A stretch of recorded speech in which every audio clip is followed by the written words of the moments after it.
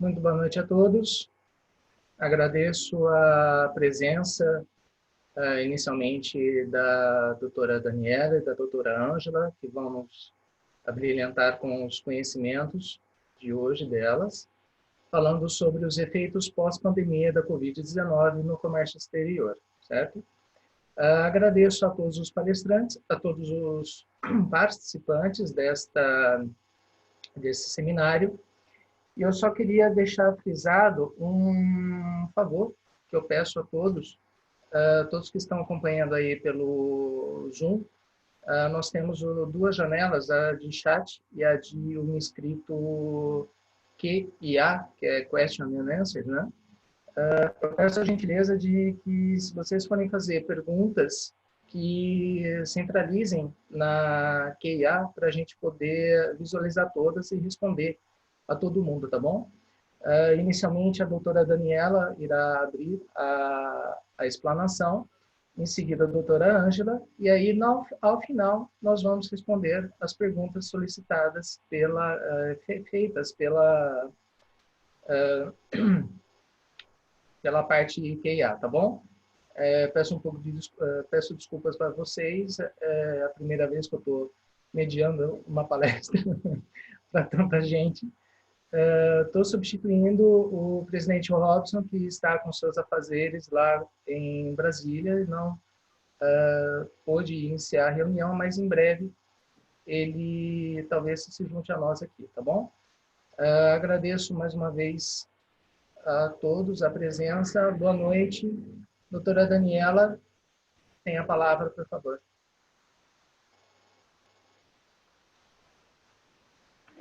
Boa noite a todos. Boa noite, Cássio, Ângela. Boa noite a todos os participantes também. Agradeço a presença. Vejo que é um tema aqui de interesse geral, porque a sala está lotada. Confesso, Cássio, que eu também acho que nunca falei para tanta gente, apesar de dar aula há alguns anos já. E agradeço o convite da Comissão de Direito Aduaneiro da Ordem, na pessoa do Dr. Robson. Eu falei com ele há pouco, ele está lá em Brasília, realmente atarefado, mas acredito que em breve, logo ele entre. Ele disse que iria entrar aqui na sala, e aí interrompemos um pouquinho para recebê-lo.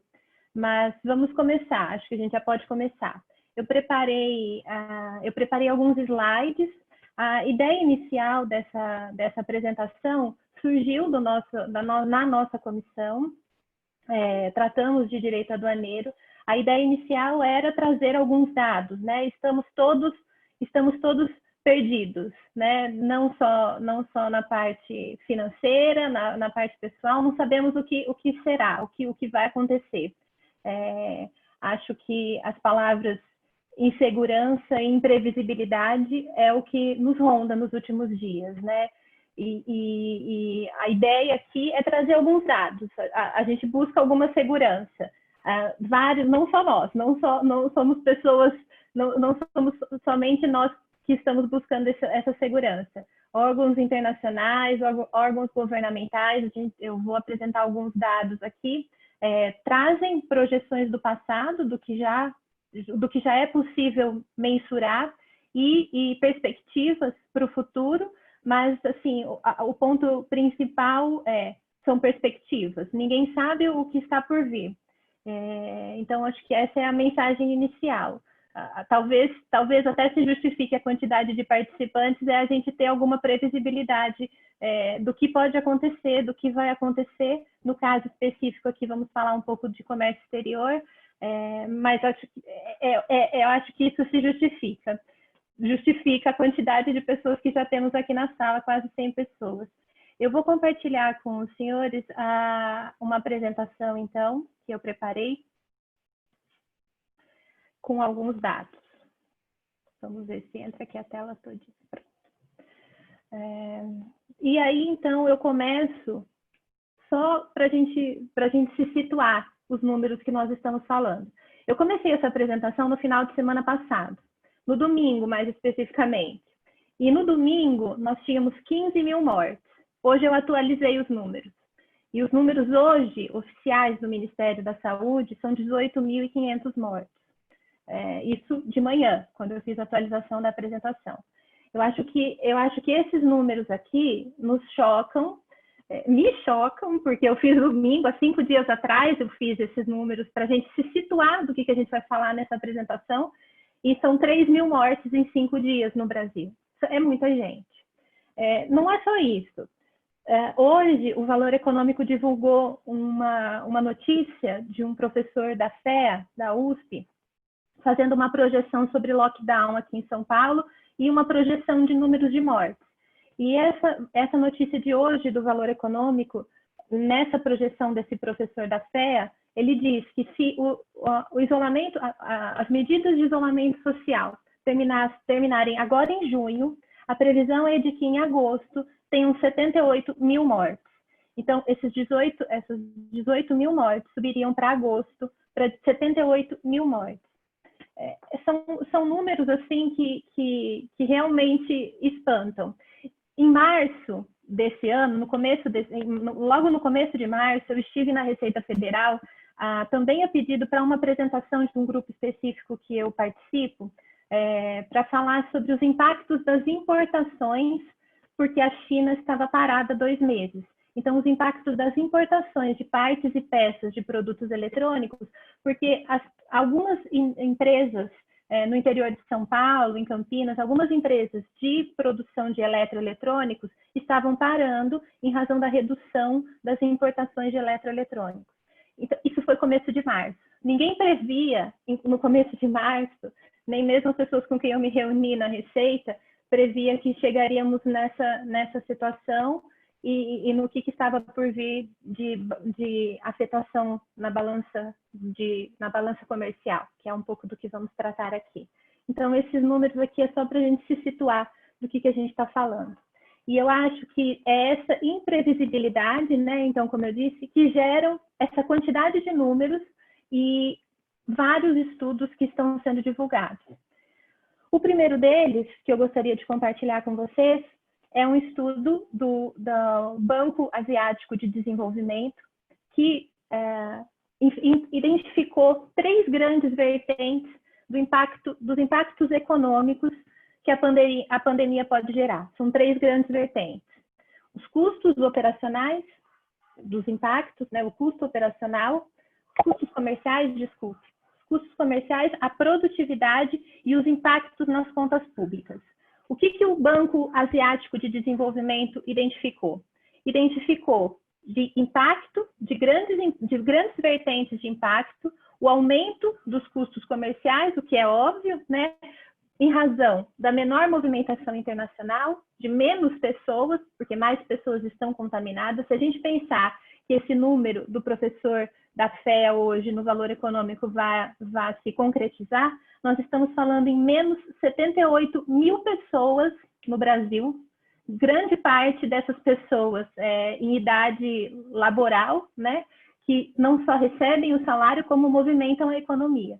Então, os custos comerciais é o grande impacto que o Banco Asiático de Desenvolvimento, uma das 3 vertentes de impacto na economia, em razão de menos pessoas, menos transportes, menos containers nos nossos casos. A gente vai ver alguns estudos que mostram a queda já de frete de container em 88% nesses últimos 3 meses, que é o objetivo até da palestra por se tratar de comércio exterior. Um outro choque negativo, outro impacto negativo da pandemia é o choque negativo da produtividade, o que impacta tanto no fornecimento quanto na demanda. Segundo o Banco Asiático de Desenvolvimento, há uma interrupção, nós obviamente estamos vendo isso, há uma interrupção da cadeia produtiva, há uma menor mobilidade dos trabalhadores, isso tudo para fornecimento de mercadoria. E há uma demanda reduzida dos transportes. O tráfego aéreo, a gente também vai verificar os dados sobre tráfego aéreo e fretes aéreos. E há também uma redução na demanda. O consumo reduziu e os investimentos pararam. Então, muitas operações, como advogados que somos, sabemos que muitas das operações foram canceladas, operações de compra, e já no começo de março, a Boeing cancelou a compra da Embraer, nós temos vários outros exemplos, e são choques grandes de produtividade e de demanda também. E os impactos nas contas públicas. É interessante mencionar que o Banco Asiático de Desenvolvimento, ele é um banco asiático, e ele prevê como uma grande vertente de impacto econômico da pandemia os impactos nas contas públicas, o que mostra que todos os países, como o Brasil, e aí ressalvadas as nossas ideologias políticas, mas todos os países estão todos os países em si, os governantes, estão apresentando medidas que não só aumentam o custo da saúde, como tem várias medidas de estímulo fiscal. Tudo isso é um grande impacto, é uma das 3 grandes vertentes de impacto econômico apresentadas, encontradas pelo o Banco Asiático de Desenvolvimento. Ele é um grande banco que atua em especial nos países asiáticos e nos países europeus, mas com certeza esses impactos podem ser trazidos aqui, esses resultados desses estudos podem ser trazidos para a nossa realidade também. E em razão desses impactos, foram desenvolvidos vários estudos para identificar as distorções nas cadeias de suprimento. Onde que a Covid, onde que a pandemia atua nas cadeias de suprimento. Eu separei dois interessantes estudos, um deles do International Economics, que é uma agência global de análises, né? E um outro do Banco Mundial. O do International Economics, ele traz uma visão mais interna dos impactos, das distorções na cadeia de suprimento. Esse gráfico ele é difícil de compreender, mas ele pode ser colocado mais ou menos assim. A gente começa aqui com o aumento dos infectados. Os aumentos dos infectados, um dos resultados com o aumento dos infectados é a quarentena, é a prorrogação de medidas de quarentena e de distanciamento social pela grande maioria dos países. Essa quarentena e distanciamento social, ela causa incertezas, que causam um mercado financeiro instável, e o mercado financeiro instável atua, em especial, segundo o International Economics, esse modelo é desenvolvido por ele, esse estudo foi desenvolvido por ele. O mercado financeiro instável atua principalmente entre a cadeia de suprimento e de fabricação. Então, se eu tenho menos perspectivas de venda, eu, fabricante, compro menos suprimento, compro menos matéria-prima. E aí há um impacto entre suprimento e fabricação. E aí por diante. Eu, ao final, vou deixar meu e-mail e essa apresentação está disponível para quem quiser. Pode me mandar um e-mail, eu compartilho com o maior prazer. Para nós da comissão, essa apresentação eu já disponibilizei para o Cássio e ele também vai disponibilizar para todo mundo que tem interesse, tá? Esse gráfico ele é interessante para a gente analisar com calma e ele foi desenvolvido por uma grande consultoria internacional. Vou passar para o o Banco Mundial de Desenvolvimento, o Banco Mundial, ele também apresentou um estudo semelhante, mas ele apresentou com uma perspectiva internacional.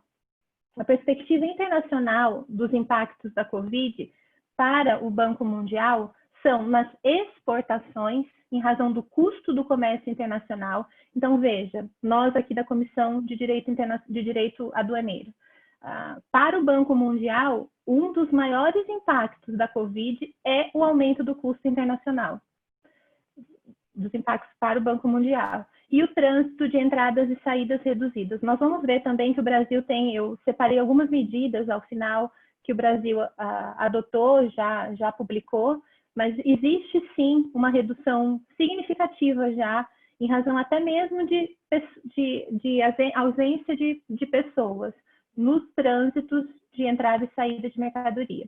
E um outro impacto que o Banco Mundial também coloca é a subutilização dos empregados, em razão, na verdade, de muitos deles estarem já contaminados.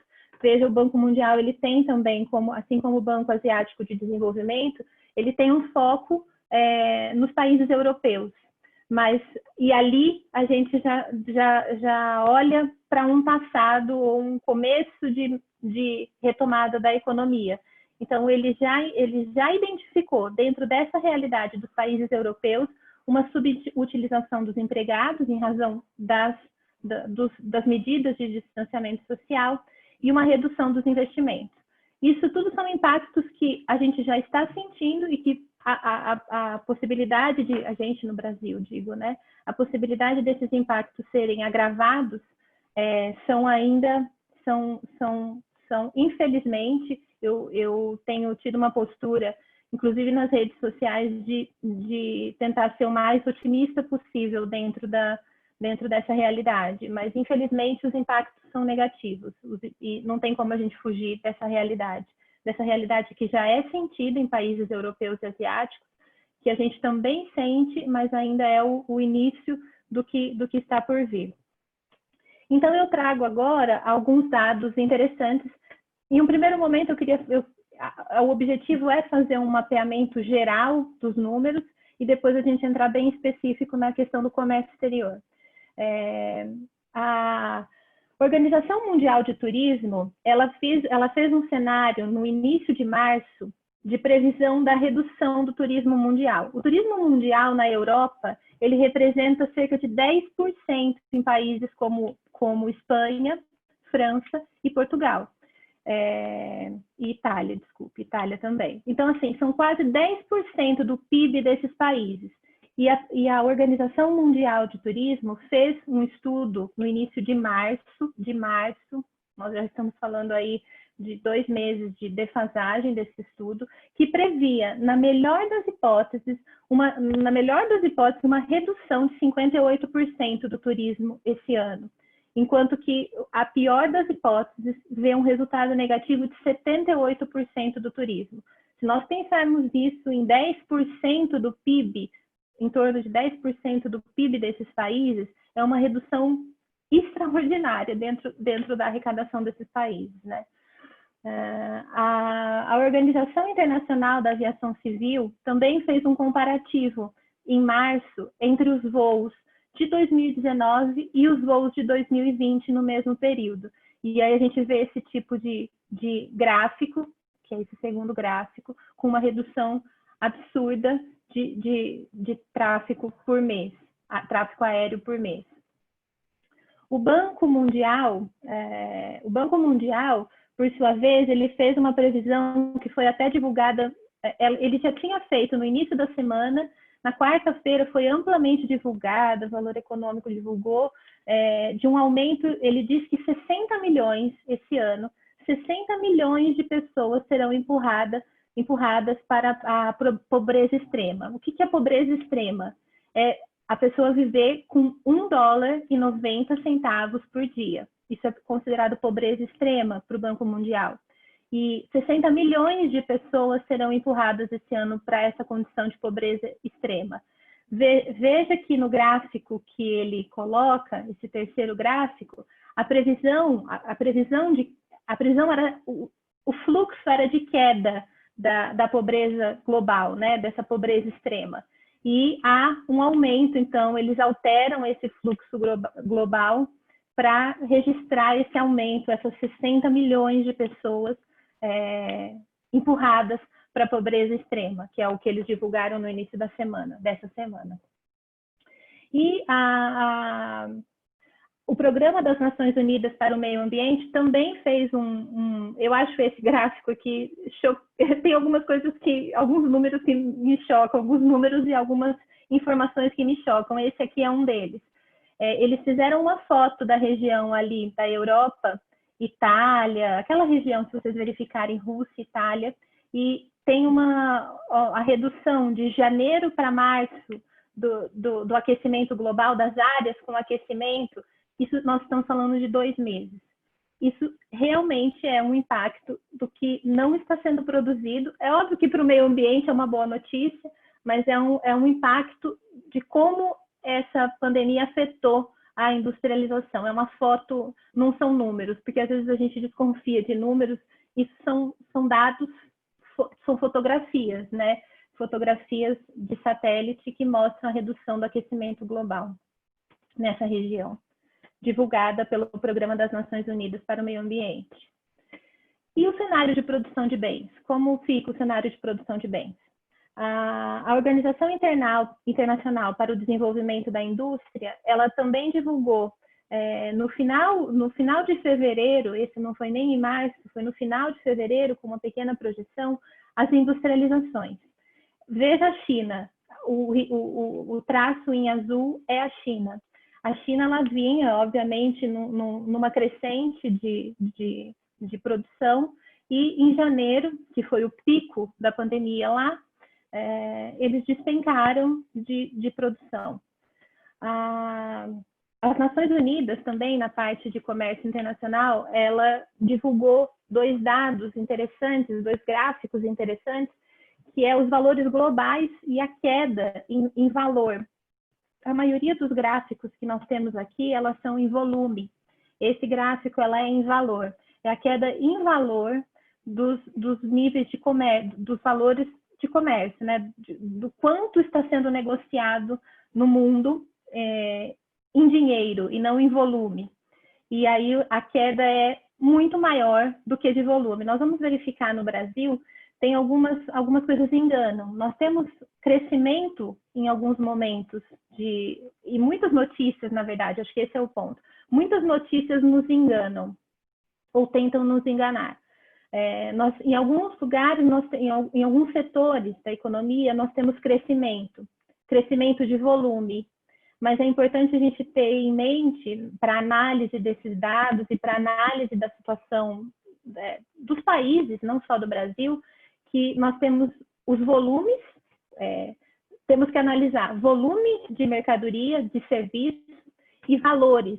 E uma coisa que chama atenção, principalmente nos dados internacionais, que não são muito falados no Brasil, nós até podemos ter algum aumento de volume de serviços e bens. E no Brasil nós temos. Mas nós temos sempre que analisar esses dados de volume vinculados a dados de valores. E os valores nem sempre estão aumentando, pelo contrário.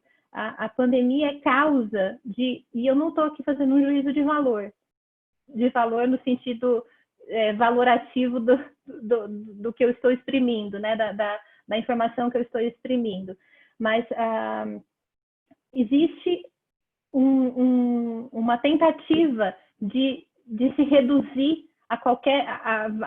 com vários reduzir preços de bens e serviços em razão da pandemia. Então, em muitos casos, nós temos aumento de volume e diminuição de valor, que no final impacta numa diminuição da economia, porque é o valor, na verdade, que efetivamente nos interessa. Aqui um outro dado dos produtos, né? Então, combustíveis já vinha projeções de queda, apesar de que o Brasil, especificamente, nós tivemos, e vamos ver, um aumento de 145% na produção e na exportação de combustíveis, de petróleo. Tem uma explicação para isso, nós vamos ver quando tratarmos do cenário Brasil. E aí outros dados aqui que a Organização das Nações Unidas também nos oferece. Esse aqui é interessante. Na quarta-feira, a OMC, a Organização Mundial do Comércio, ela publicou esse barômetro de comércio de mercadorias. O barômetro de comércio de mercadorias, ele é editado desde julho de 2016. E esse foi o pior cenário que esse barômetro da OMC ele já registrou. Ele diz quando o nível de crescimento, para vocês, como que se interpreta esse barômetro, né? Quando o nível está em 100, na medida 100, disse que o crescimento, interpreta-se que o crescimento mundial, o crescimento da economia, ele está na tendência, no fluxo que foi desenhado. Então, eles trazem projeções do passado, traçam um fluxo em razão das projeções do passado, eles traçam um fluxo de previsão futura dos comércios, de todo o comércio internacional, é a Organização Mundial do Comércio, e quando esse barômetro ele se alinha no 100, disse que a previsão que foi feita de comércio internacional está alinhada, está seguindo a tendência. Quando esse barômetro ele vai para a parte verde, né, acima da tendência, há um desvio positivo do comércio, há um desvio positivo daquilo que se projetou para o comércio internacional, para o comércio. E quando há o vermelho, quando vai lá para a parte vermelha, há um desvio negativo. Nós estamos no pior desvio já calculado desde a criação, desde julho de 2016. O comércio de mercadoria, segundo essa análise da OMC, ele caiu 87,6% desde o início do ano. 87,6%, segundo os dados da OMC. E aqui é um índice que ela colocou, também divulgou, um índice histórico de tendências, e aí a queda do comércio aqui no primeiro trimestre de 2020. É bem chocante alguns dados que nós temos. Aqui um outro dado também da OMC, eu estou mudando aqui a telinha para que eu possa enxergar também os gráficos. E aqui é uma projeção dos bens e dos serviços. Os serviços, sem dúvida, em todos os... É óbvio que não é nosso objetivo aqui especificamente, mas o serviço, sem dúvida, ele é um dos mais afetados. O serviço, em comparação com os bens, a exportação, importação e a produção de serviço, ela é o item mais afetado dentro da Covid, por conta da vinculação. A gente vai ver também que o Roberto Azevedo, o diretor da OMC, ele fala que os bancos nós nunca enfrentamos, ninguém está preparado. A imprevisibilidade e insegurança dessa crise é justamente porque ninguém está preparado para esse tipo de crise, que é a crise que retira o trabalhador, é a crise que tira a mão de obra.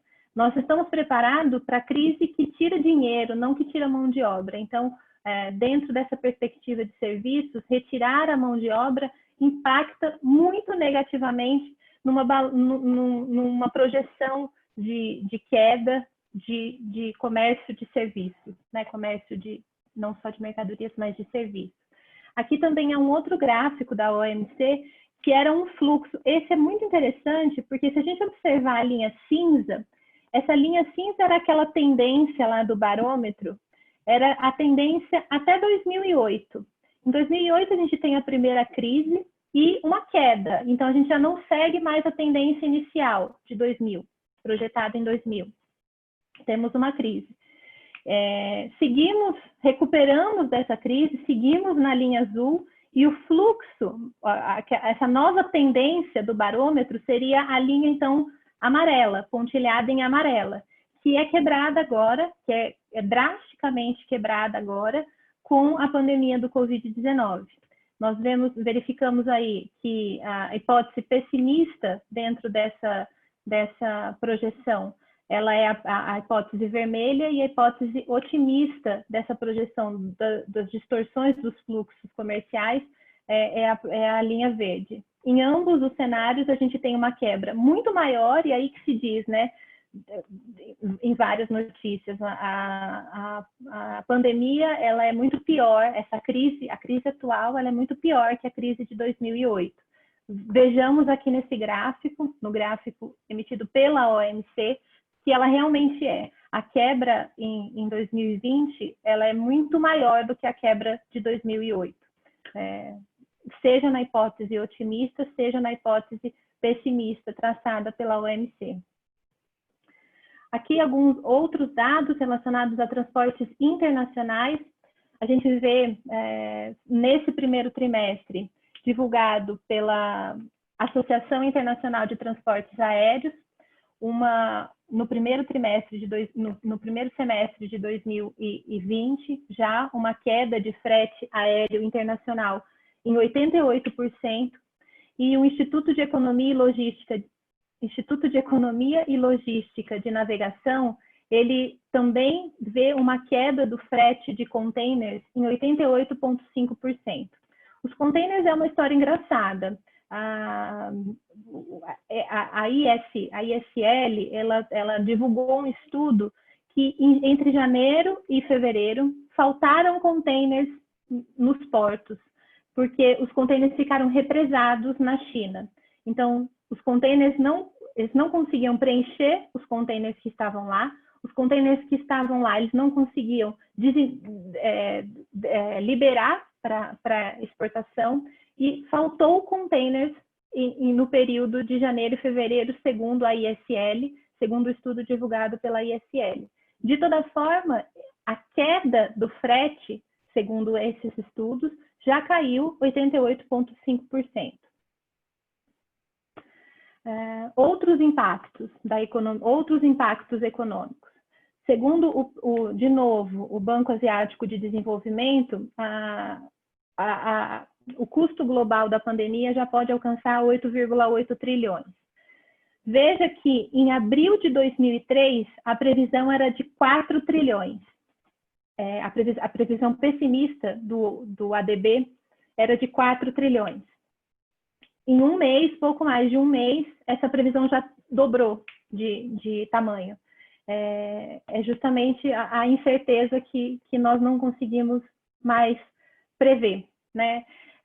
Outro dado interessante aqui é a quantidade de horas. Eu sei que isso foge um pouco da nossa realidade brasileira, né, de tempo, de atraso na liberação das importações. O ano passado eu eu visitei o porto da Antuérpia, o segundo maior porto da Europa, e é o segundo maior porto da Europa.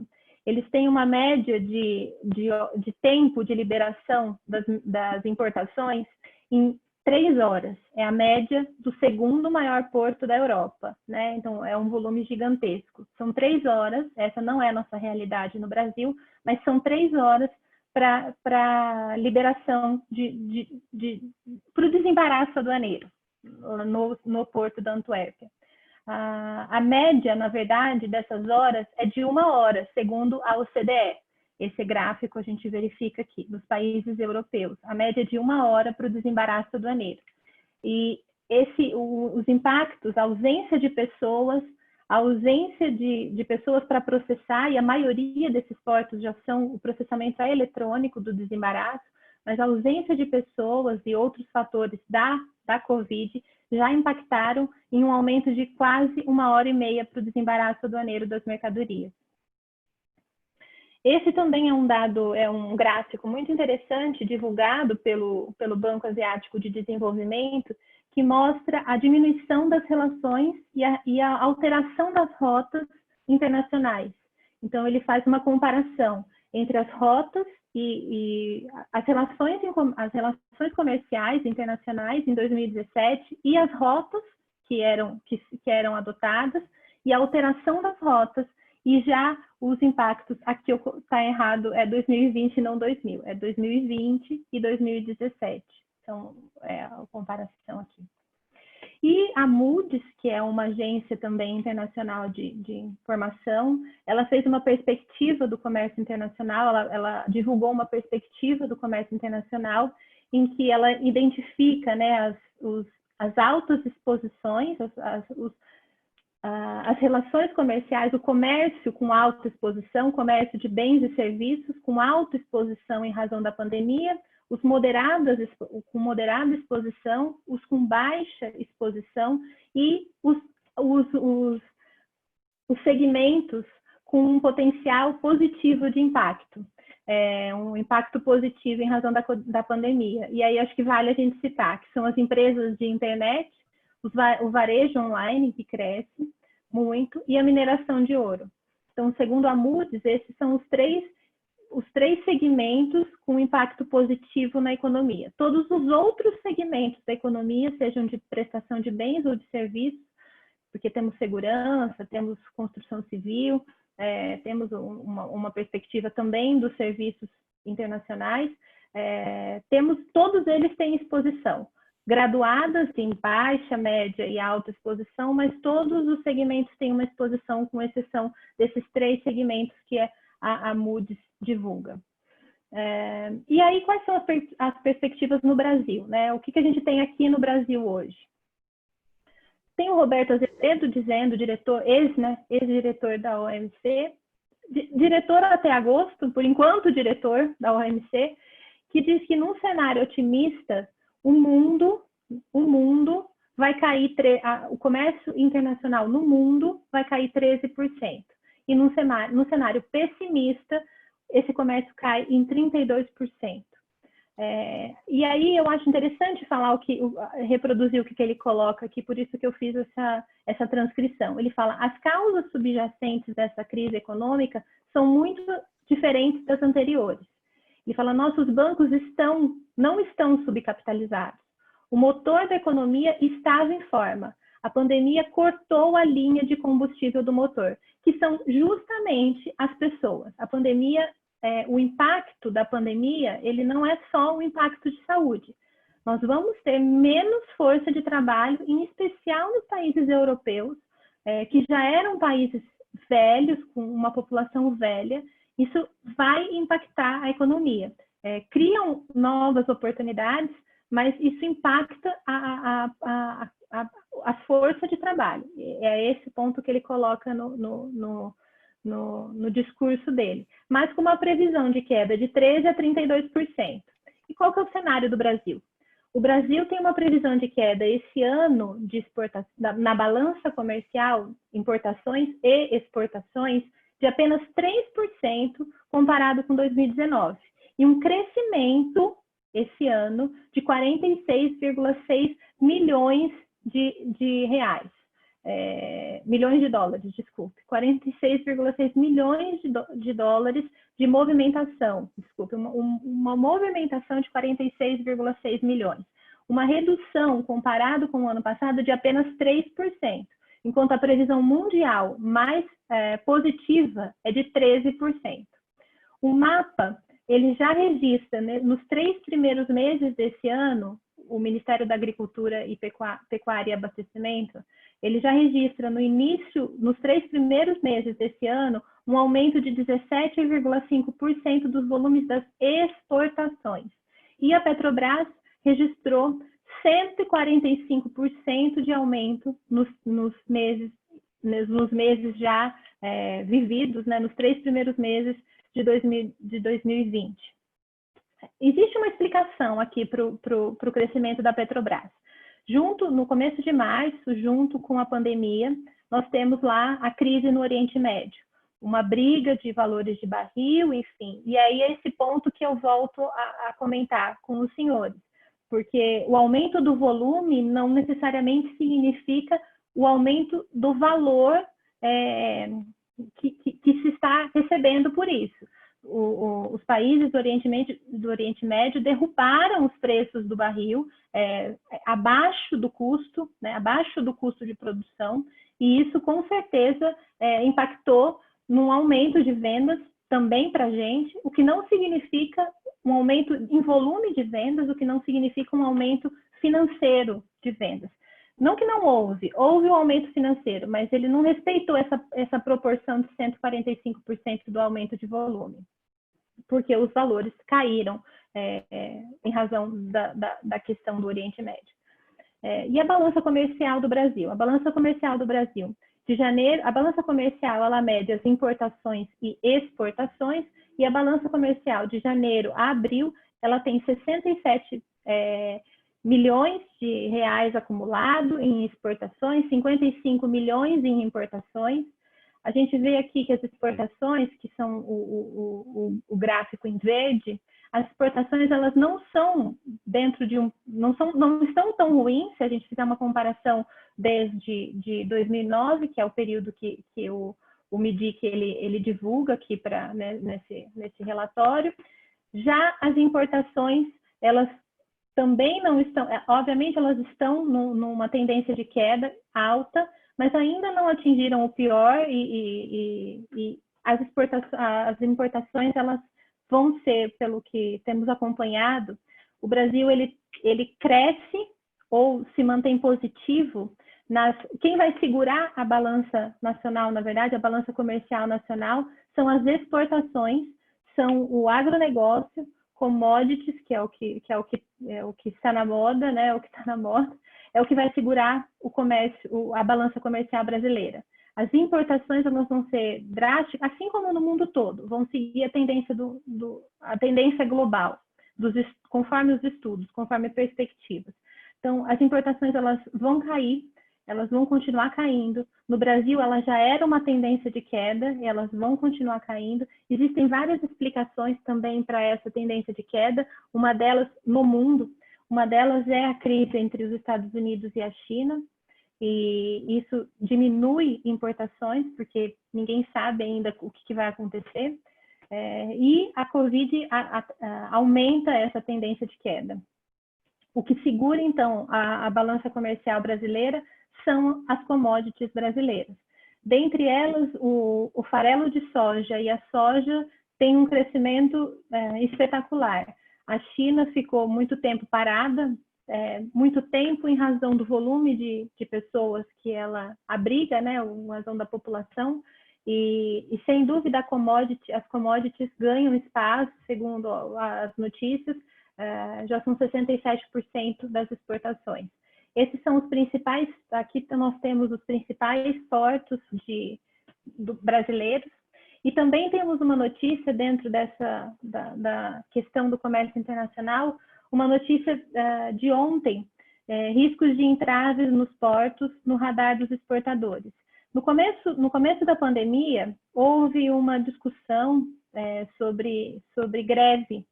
Nós sabemos que temos várias pessoas que estão no dia a dia, greve nos portos. O sindicato dos portuários, enfim, eles entendiam que existia um risco muito grande para as pessoas que trabalham ali.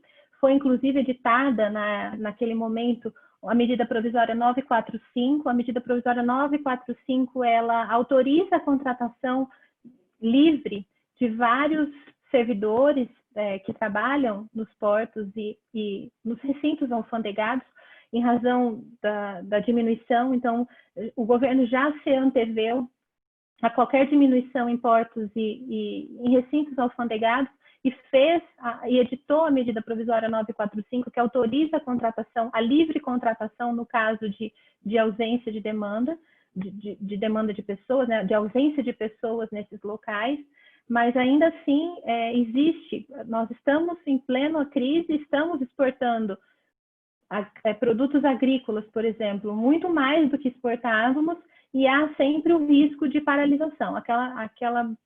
Eu confesso que não sei detalhes, e até tentei achar mais detalhes em notícias, mas aquelas paralisações do início de março, do pessoal dos portos, eu não vi mais, assim, não vi mais notícias sobre que continuou. Aparentemente, elas foram suprimidas, e confesso que eu não recebi mais notícias sobre isso. E se alguém quiser intervir ao final, seria uma ótima oportunidade de me agregar à apresentação também. E aí, por fim, já para não estourar o meu tempo, eu selecionei algumas medidas brasileiras sobre medidas adotadas pelo governo brasileiro no COMEX, especificamente, no comércio exterior, nesse período. A gente vê, por exemplo, a prorrogação dos prazos de suspensão dos regimes especiais de drawback, com encerramento em 2020. Então, todos aqueles que tinham lá o período de suspensão para 2020, a comprovação do período de suspensão foi prorrogado por um ano, esses prazos de drawback, medida provisória 960. A agilidade na importação de produtos vegetais e de subprodutos. Então, nós temos o Portal Único do Comércio Exterior, que criou, ainda não é a do INPE, não é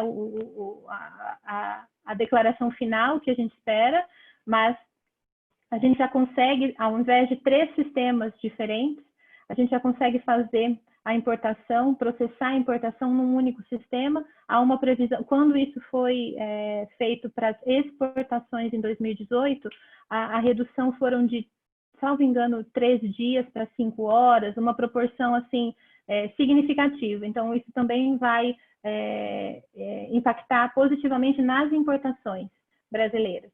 Tem a proibição de exportação de uma outra medida que foi adotada pelo Brasil e que impacta no comércio exterior, é a proibição de exportação de produtos médicos hospitalares e de higiene essenciais ao combate da pandemia.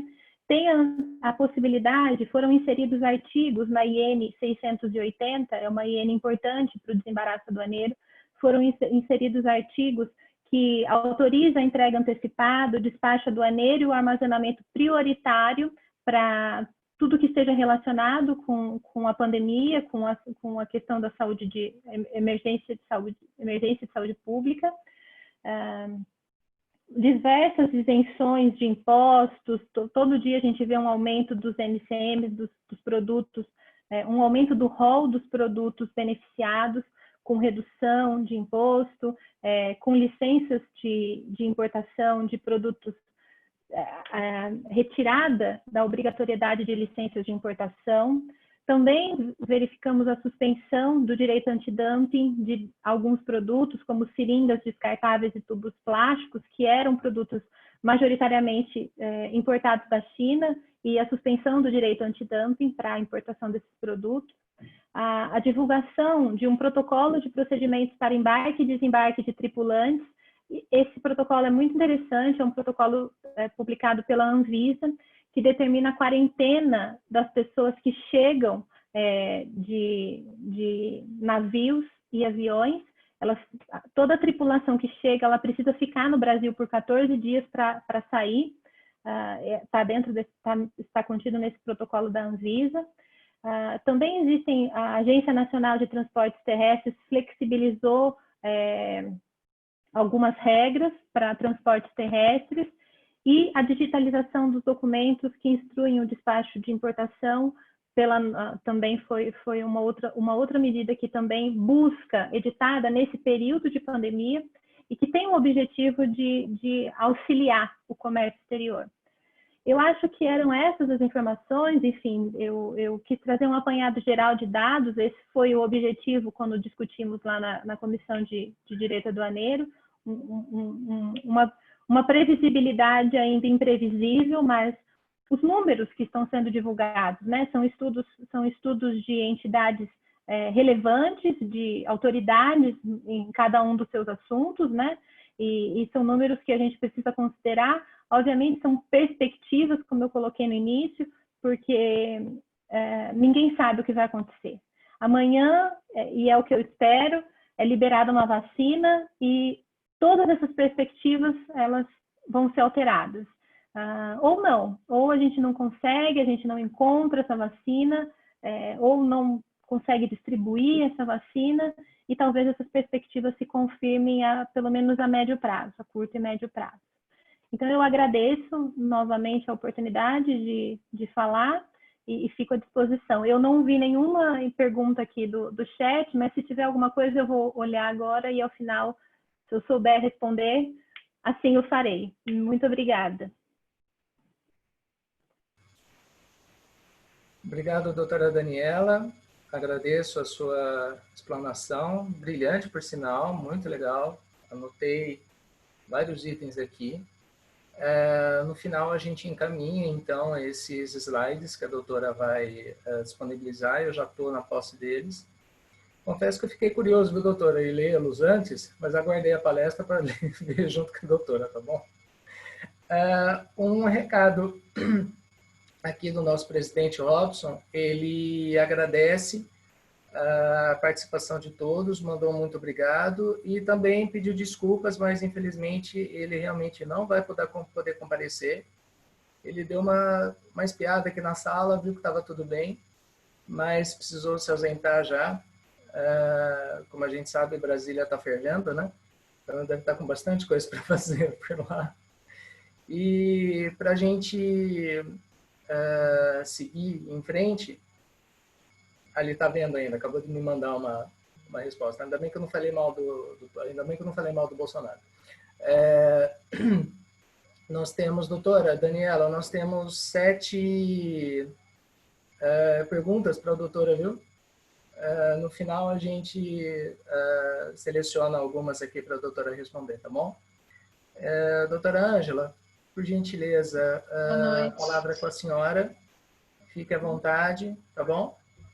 Muito obrigada. Muito obrigado pela presença e boa palestra. Eu agradeço. Boa noite a todos os presentes. Eu agradeço o convite na pessoa do nosso presidente da comissão, o Dr. Robson Crepaldi. Espero contribuir aí com alguns questionamentos e alguns apontamentos que eu fiz em relação ao que esperar do comércio exterior pós-pandemia, né?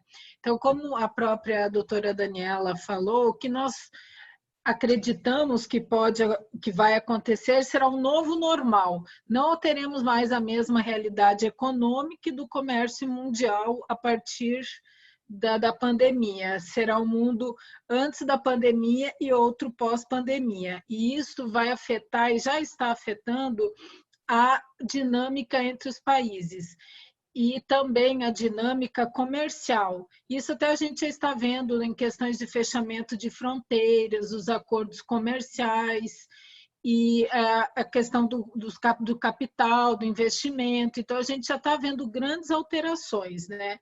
Então, o que a gente... As mudanças que estão ocorrendo, por exemplo, o comércio digital, está havendo um grande crescimento, né? O comércio eletrônico. E o que eu entendo? Que o Brasil vai ter que se inserir nessa nova realidade assim, mundial, que é pequenas, grandes, médias empresas se inserir dentro do comércio mundial, que vai crescer muito o comércio eletrônico.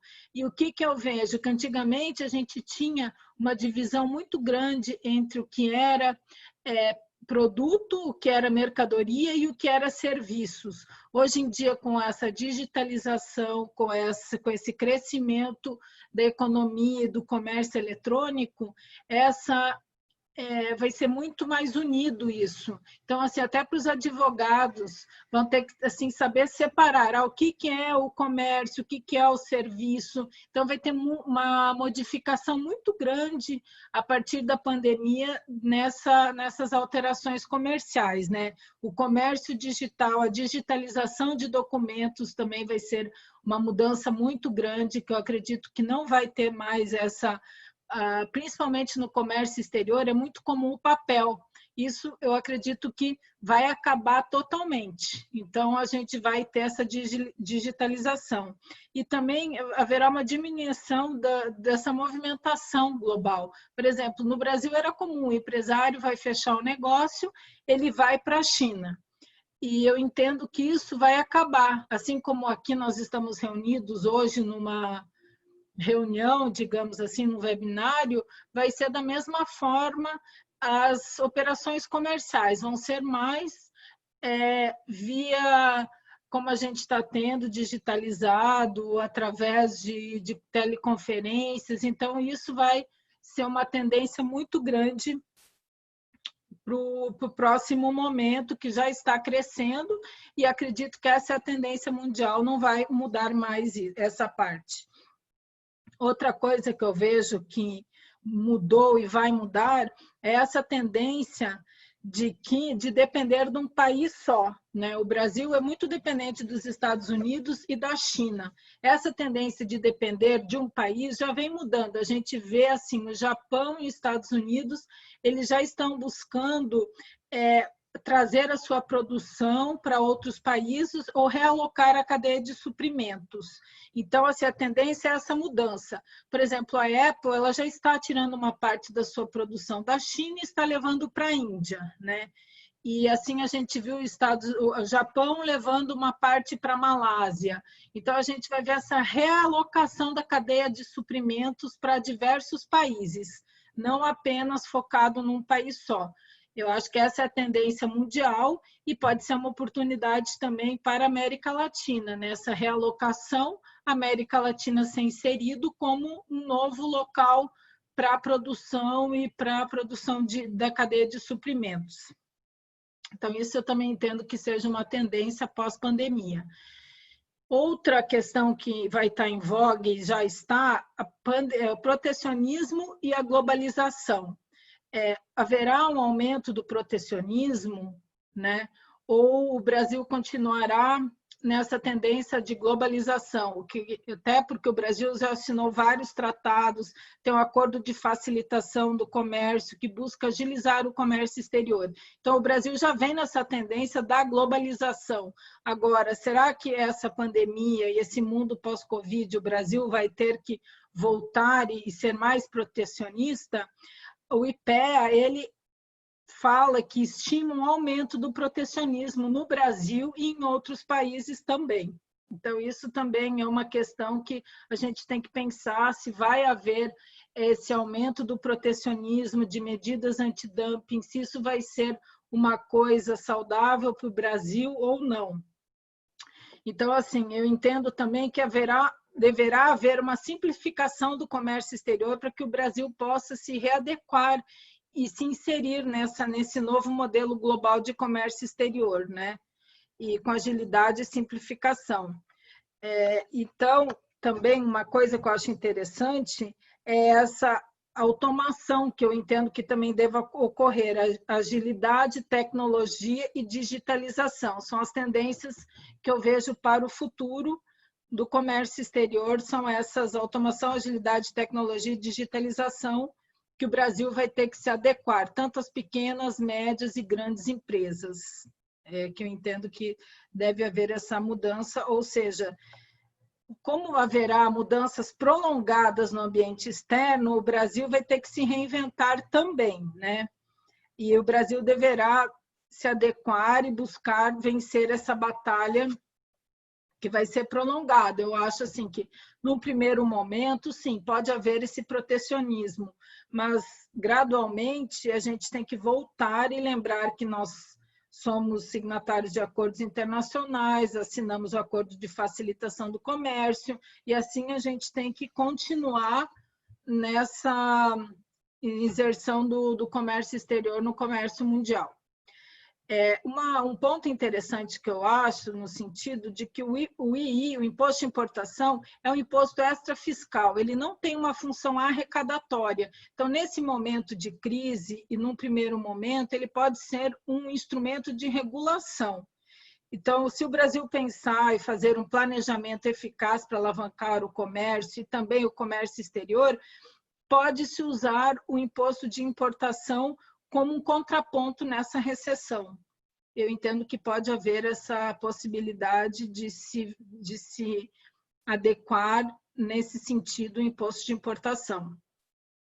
E o Brasil deverá, provavelmente, desenvolver uma nova política de desenvolvimento para indústrias, diversificando essa cadeia de suprimentos, não só no commodities e no agronegócio para exportação, no sentido de buscar um crescimento e alavancar a economia. É uma saída também para a indústria. O que seria?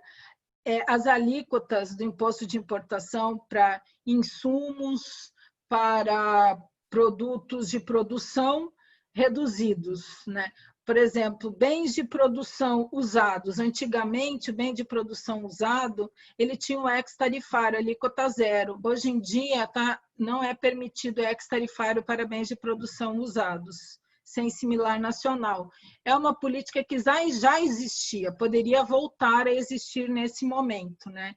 Outra questão, além dos insumos, diminuição de alíquota e para os bens de produção, seria incentivar a celeridade das aduanas. A Receita Federal já tem tido bastante trabalho e eu entendo que o trabalho está sendo muito bom na pandemia em relação aos produtos para a pandemia, mas no comércio exterior a celeridade e não fechar portos, não fechar aeroportos vai ter que ser uma prioridade para que o Brasil possa exportar, importar e ter o crescimento econômico nesse primeiro momento, principalmente, para não gerar uma recessão. Então, o papel da Receita Federal neste momento é muito importante para que o comércio exterior ele permaneça ativo, né? Outra possibilidade que eu vejo interessante é o EA, o Operador Econômico Autorizado, certificado pela Receita Federal. As empresas, elas já têm a prioridade, né? de despacho aduaneiro, enfim, de toda a prioridade no comércio exterior. No entanto, a gente ouve falar, mas até agora não ocorreu, que é o diferimento dos tributos, ou seja, pagar após o desembaraço aduaneiro os tributos às empresas OEA. Eu acho que isso também daria um fôlego na economia, essa parte de haver esse diferimento para essas empresas. Então, isso eu acredito que é também uma medida que pode ser adotada pós-pandemia, ou mesmo agora na pandemia, no sentido da maior agilidade no comércio exterior. Isso seria interessante. Uma coisa assim que pode haver pequenas alterações que podem ajudar a economia, por exemplo, a gente vê a alíquota de químicos. Até 98% é considerado um produto puro, alíquota zero. 95% não é puro. Existem, assim, pequenas faixas que poderiam ser mudadas no sentido de melhorar e ter os insumos serem zerados também nessas outras faixas, né? A valoração aduaneira, por exemplo, em vez de se buscar a Receita Federal o preço da mercadoria fixo, pode-se ter uma faixa entre tanto e tanto, de 10 a 20, para não ficar sempre se buscando cravado um preço, né? Outra questão que eu acredito que poderia alterar para acelerar o comércio exterior e melhorar, a questão do radar. O radar é hoje, por exemplo, 50 mil expresso, 200 mil o limitado. Eu acredito que poderia, para que as empresas de pequeno porte possam participar mais do comércio exterior, tanto na importação quanto na exportação, tem que ter um limite maior do radar, da capacidade financeira, né? Quando a gente fala também em celeridade das aduanas, não é irregularidades, né? É flexibilidades, né? Não quero dizer assim, a Receita Federal vai ter que ser mais permissiva, permitir irregularidades, não. A gente fala em celeridade e alterações da legislação que são simples e não vai impactar no tributário, diminuição de arrecadação. São coisas que, por exemplo, o radar vai permitir a inserção de pequenas empresas e médias na economia. Por que não aumentar um pouco mais para que as pequenas e médias possam participar da economia? Então, eu acredito que, por exemplo, essa é uma mudança que poderia ocorrer e ajudar. Assim como o EA também, o diferimento dos tributos para empresas OEA, que são empresas maiores, né, que têm o EA, para que elas possam trabalhar mais o seu fluxo financeiro. Então, tudo a gente percebe que a Receita Federal tem um papel muito importante. Atualmente, a gente tem visto também o programa Conformidade, que vai tirar os fiscais dos portos, né? E aeroportos, tudo vai ser feito digitalizado e eles vão poder fazer o desembaraço da carga até pelo celular, online. Então, isso daí também é uma tendência da Receita Federal não ser mais física. E isso eu acredito que vai dar uma grande celeridade, a gente também vai ter mudanças em relação a isso. Em relação às medidas de protecionismo, eu acredito que deve haver um meio termo no Brasil, não ficar aplicando indistintamente medidas antidumping para não prejudicar o fluxo e o comércio global. Assim, existem propostas de entidades como, por exemplo, a Unafisco, ela propõe congelar o dólar. Por exemplo, na importação, o dólar, porque está muito alto, a gente teve uma desvalorização do real, então está muito caro para importar. Então, a Unafisco, que é dos auditores fiscais, eles têm essa proposta de congelar o dólar para exportação e para importação. E no dólar, 4,45, R$ 4,45, que era o dólar de dezembro. Então, eles pensam assim, vamos congelar, então, assim, quem for exportar vai ganhar um pouco menos e quem vai importar mais barato. E aí teria um meio termo entre os dois. Essa é a proposta da Unafisco. Eu não vou me posicionar em relação à proposta, só estou conversando que existem algumas propostas de algumas entidades, né? E a gente tem visto, eu acho que a tendência, assim como a gente está reunido aqui, trocando ideias, tentando conversar sobre quais seriam as possíveis mudanças ou questões para alterar o comércio exterior na pós-pandemia, eu acredito que as entidades podem, juntamente com seus associados, contribuir muito nessa fase, buscando alternativas e cada um dando sugestões na sua área, por exemplo, a área de logística, a área dos portos, a área dos despachantes aduaneiros, trazendo ideias para melhorar, ou pelo menos para que não tenha um impacto tão grande, a recessão não seja tão grande, e o comércio exterior podendo servir desse contraponto para que a gente possa sair mais rápido da crise, né? Então, aqui eu deixei esses questionamentos, né? A gente vê que tem algumas entidades que estão muito pessimistas, né, em relação ao futuro, que é incerto, que, como a Daniela deixou bem claro tudo isso, mas, assim, eu acredito que nós temos condições de se adequar a essa nova realidade, se todos se unirem, enfim, as entidades, e se que a gente consiga fazer essas mudanças necessárias para a retomada da economia e, com isso, da inserção do Brasil no novo comércio global. E acredito que tem várias mudanças que devem já começar agora para que a gente possa ter futuramente uma condição melhor de conseguir vencer esse primeiro momento e voltar a crescer na economia. Então, essas são as minhas considerações, reflexões e questões que eu gostaria de colocar sobre o comércio exterior brasileiro e buscar contribuir para que a gente possa sair dessa crise, dessa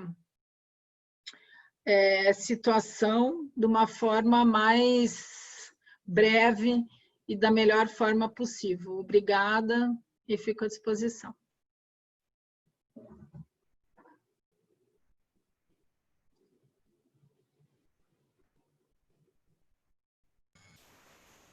Obrigado, doutora Ângela, pela explanação. Precisei me ausentar rapidinho aqui, mas eu estou de volta. Bom, precisei me ausentar rapidamente aqui, mas já estou de volta. Imagina, que é isso. Eu também me ausentei algumas vezes. Faz parte. Vamos lá, as perguntas. São 8 perguntas. Algumas a gente já respondeu aqui, referente à entrega de certificados, pedidos de envio de material. Eu já mandei para a doutora Daniela 2 e-mails que me pediram material, viu, doutora? Depois, ou eu ou a doutora, a gente combina direitinho, a gente envia o material, tá? Sim, combinado. Uma pergunta aqui de Peggy. Excelente apresentação da doutora Daniela, mas acho importante ressaltar que existe um cenário de curto prazo e outro de médio e longo prazo, e há uma necessidade de análise e de preparo para atuar nos 3 momentos. Ou seja, por exemplo, no curto prazo, toda esta tendência de queda no Brasil e no exterior, tanto em termos brutos, quantidade, quanto em termos líquidos, em dólares. Mas no médio e longo prazo, alguma reversão ocorre, inicialmente no fluxo de suprimentos, por exemplo, levando a uma elevação da demanda superior à oferta, resultando em repliques de inflação. Ele continua mais um pouco abaixo. Neste sentido, atuações urgentes e planejadas em termos de estímulos e desburocratização aduaneira são fundamentais, e depois nas pós-medidas de controle sanitário na esfera de transportes, internacionais. Gostaria de ouvir a opinião da palestrante a respeito, e eu acho... Sim, é isso que ele falou. A próxima é para a doutora Ângela. Doutora Daniela, por gentileza. Tem até um ponto que a doutora Ângela mencionou e que eu havia esquecido de mencionar na minha apresentação. E tem uma outra pergunta que eu já vou aproveitar para responder, até para que esse webinar não passe tanto do horário combinado, que é sobre OEA. Então, assim, respondendo a pergunta inicial da PEG, as medidas estão sendo adotadas a curto prazo. As medidas a médio e a longo prazo, em tese, são as medidas de curto prazo, e a gente não sabe direito o que virá.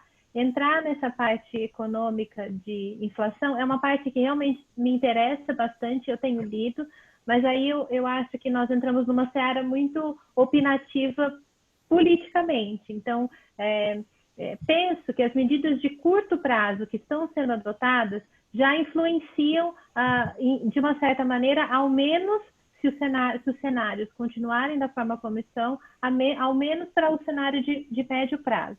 E tem um ponto importante aqui, que é a OEA. Foi inserido numa legislação agora de, salvo engano, final de março, início de abril, foi inserida uma disposição específica na Instrução Normativa 680, que autoriza a entrega antecipada de mercadorias, e aqui independente da relação com a pandemia.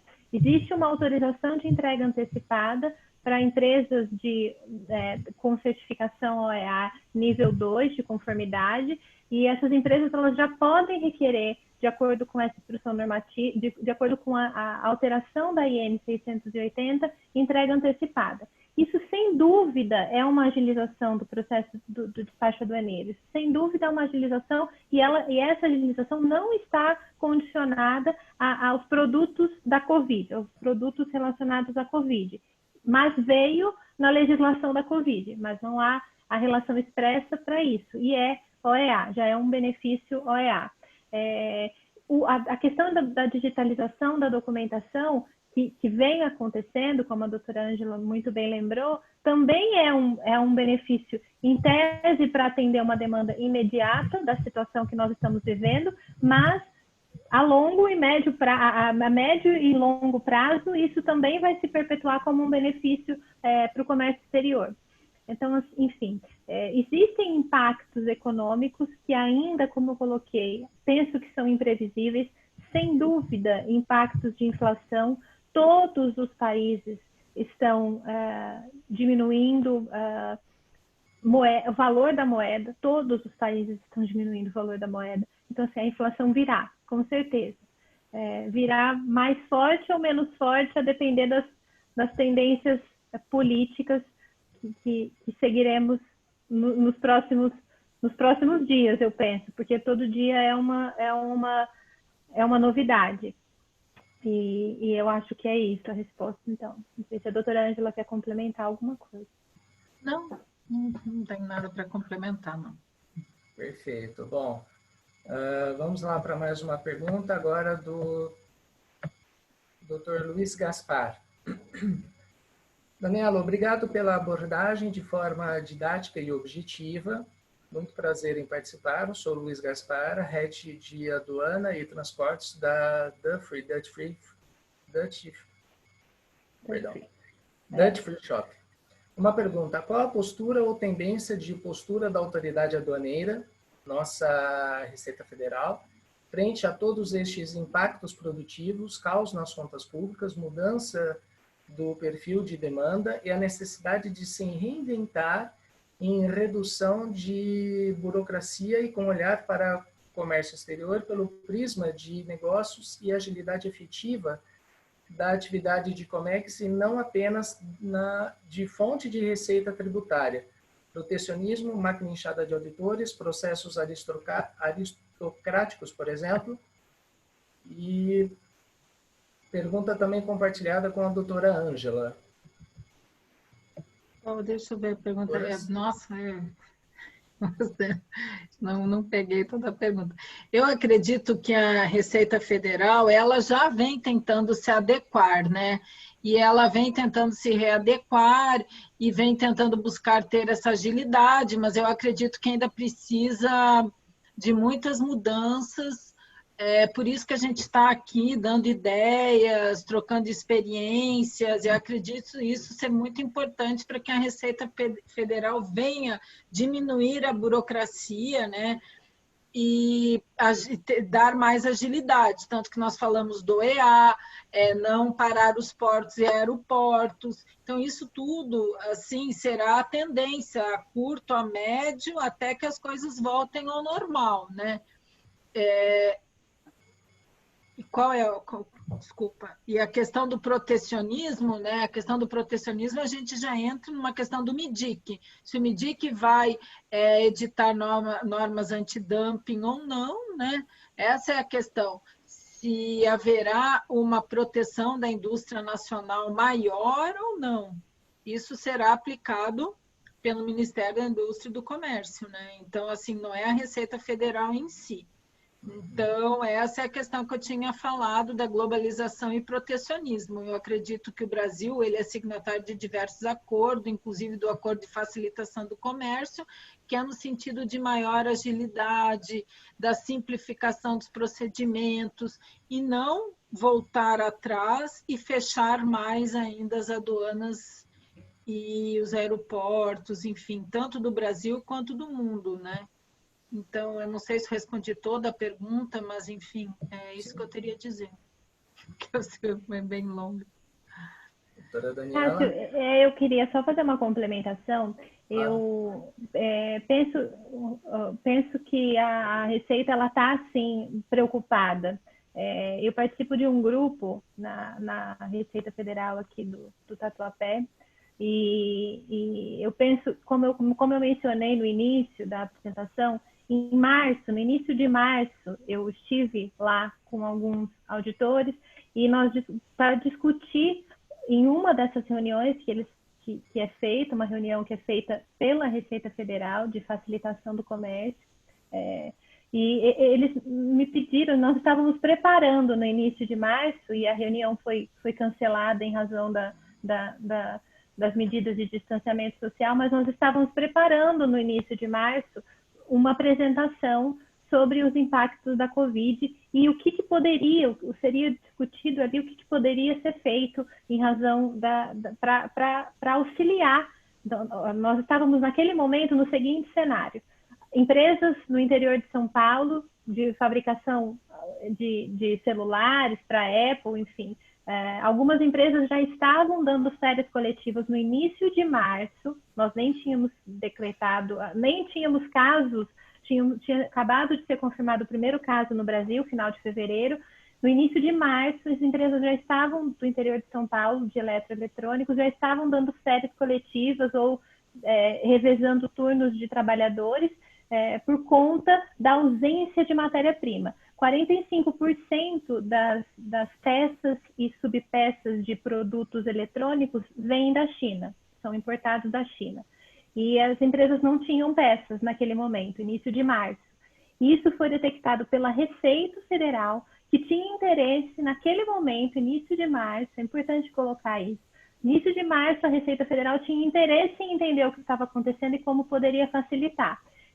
Então, é óbvio que nós temos um país cheio de burocracias legais, mas a sensação que eu tenho, mesmo como advogada e mesmo trabalhando com liberação de mercadorias nas ações judiciais, eu até vi que tem um questionamento sobre aumento de ação judicial nesse período, eu vejo na Receita Federal, ou nos integrantes da Receita Federal, um interesse em facilitar. Tanto é que em março, quando a gente nem discutia isso, ainda nem discutia pandemia, eles já estávamos preparando uma apresentação nesse sentido para discutir o que poderia ser feito. Então, é triste porque temos uma legislação que trava muita coisa, mas a perspectiva que eu tenho dos fiscais, ou principalmente dos cabeças fiscais, né, dos que estão na ponta tentando melhorar, é uma tentativa de melhora, é uma tentativa de desburocratização. Ok.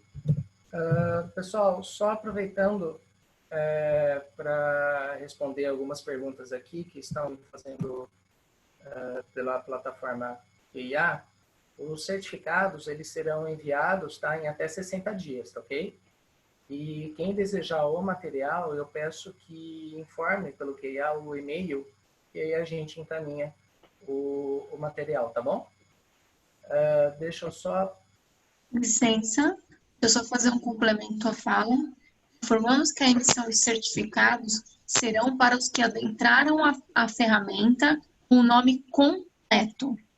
Caso não esteja com o nome completo, vá no perfil, nas configurações da plataforma Zoom e faça a correção. Obrigada. Obrigado. Mais uma pergunta. Doutora Daniela, o que pode acarretar o aumento em volume de bens em detrimento aos valores dos bens? Não confesso que eu não sei se eu entendi a pergunta, mas... Tá. Não, eu entendi o que você falou, mas eu não sei se eu entendi a pergunta. A questão que eu coloquei sobre volume e valor, ela é interessante, porque muitas vezes a gente analisa dados, principalmente dados de jornais e dados informativos, e verificamos que tem um aumento de volume. E aí, lemos a notícia assim, aumento de 145% das exportações de barris de petróleo. E imaginamos que isso se reverta na mesma proporção do valor do barril de petróleo. A questão do volume, ela é impactante, sim, mas ela tem que estar, quando eu coloquei essa observação, é que ela precisa estar linkada com o valor do petróleo. Então, em março, no início de março também, meio de março, nós tivemos um problema sério na Arábia Saudita e que uma crise entre Arábia Saudita e Estados Unidos, é difícil entender com quem que os Estados Unidos não está em crise ou buscando fomentar uma crise, mas junto com a pandemia, junto com a questão da pandemia, principalmente lá nos países europeus e asiáticos, naquele período ali, nós tivemos uma queda do preço do barril do petróleo. E isso, por óbvio, tem uma explicação, até uma explicação interessante. A Petrobras disse que o nosso aumento do volume de barril de petróleo é por conta da qualidade do nosso petróleo, por isso que aumentou. Mas é óbvio que o valor caiu, o comércio mundial do petróleo aumentou para estoques, enfim. Só que esse aumento de 145% em volume não representa efetivamente o mesmo valor que era comercializado antes desse aumento. Nós temos uma redução significativa do valor do petróleo. Eu não sei se eu entendi o questionamento, mas enfim, caso não tenha sido isso, tem o meu e-mail no final e eu posso, com o maior prazer, dar a minha opinião ou discutir se não foi esse o questionamento formulado. Eu acredito que deve ter sido isso mesmo. Excelente apresentação da doutora Ângela também. De fato, quem está falando é Peg, desculpa. De fato, o mundo pós-Covid-19 será redesenhado e um novo padrão de relações comerciais surgirá, impondo uma imediata readequação, assim como aconteceu nas relações interpessoais e profissionais neste momento. Na verdade, não foi uma pergunta, foi um comentário. Doutora Ângela, alguma consideração? Não? Ok. Tudo bem. Doutora Ângela e doutora Daniela, boa noite. Pergunta de Juliana Ribeiro Alves, perdão. Boa noite. Acredito que agora, com o novo normal, entre aspas, seja muito importante não esquecer a reforma tributária e a harmonização fiscal para a equiparação aos demais países do cenário global, até para fins de participação na OCDE. Qual a opinião das senhoras a respeito deste tema? O Brasil tributa muito consumo. Doutora Daniela, que já está com o microfone aberto, pode começar e depois doutora Ângela. Acho que reforma tributária é um tema ardiloso para falarmos agora, depois de quase 1h30 de apresentação. Tenho sim uma posição bem formada sobre reforma tributária. Penso que as propostas que estavam sendo discutidas não são a melhor opção. O Brasil tributa sim bastante. Minto. O Brasil tributa mal. o Brasil não tributa muito. O Brasil tributa muito mal, mas não muito, se comparado com outros países. Então, a discussão de reforma tributária, inclusive, ela não traz, nas propostas que estão sendo discutidas, nas principais propostas, ela não traz uma possibilidade de redução de tributos. É importante que isso fique claro, porque se nós chegamos até aqui sem entender esse aspecto ainda, isso é muito importante. Nenhuma reforma tributária está propondo redução de tributos, nenhuma delas. Todas elas têm uma modificação do sistema, mas não tem redução de tributo. E minha opinião sobre reforma tributária, só para a gente não se estender e não alongar, tributamos mal, mas não tributamos muito. Tributamos mal. E isso precisa ser mudado. Então, temos competitividade, sim, com os níveis de tributação que temos, mas tributamos e arrecadamos mal. Ok, doutora Ângela.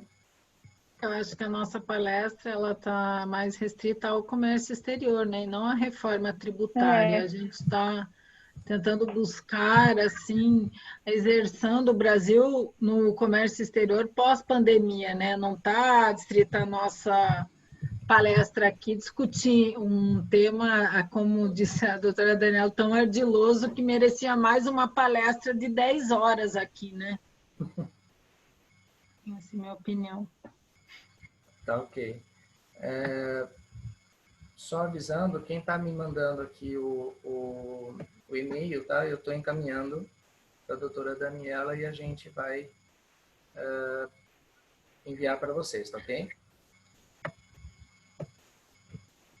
Para a doutora Ângela de Zanetti.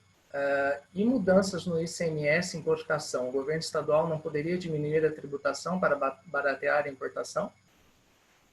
O ICMS é outro tema ardiloso, né? Mas, assim, as mudanças do ICMS dependem muito das regras do CONFAS. Então, assim, o CONFAS primeiro teria que baixar alguma regra permitindo essas alterações em relação ao ICMS, né? Mas eu acredito e eu apoio as mudanças também, que eu falo em redução dos tributos, das alíquotas na importação de insumos e bens de produção. Eu insiro também nessa pauta o ICMS, não está incluindo só o imposto de importação, né? Eu acho que se a gente quer realmente fazer alguma mudança para que diminua a carga tributária na importação, eu teria que se mexer no ICMS. Eu sou dessa opinião também, né? Se essa pergunta, eu sou dessa opinião.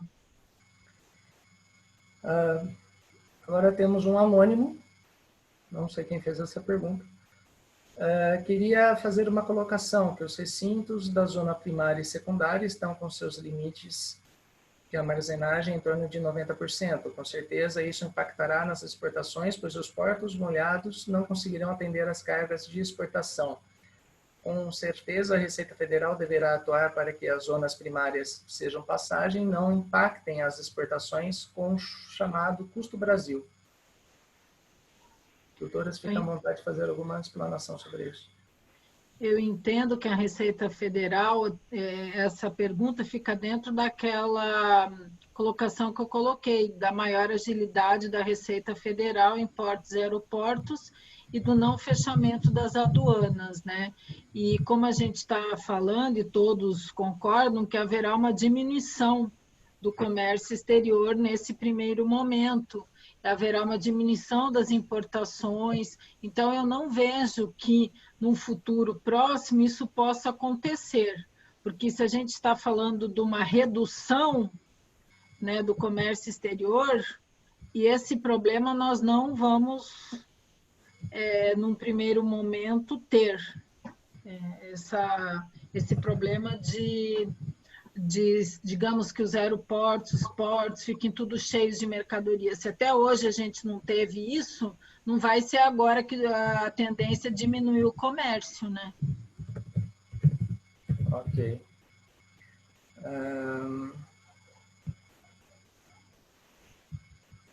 Próxima pergunta.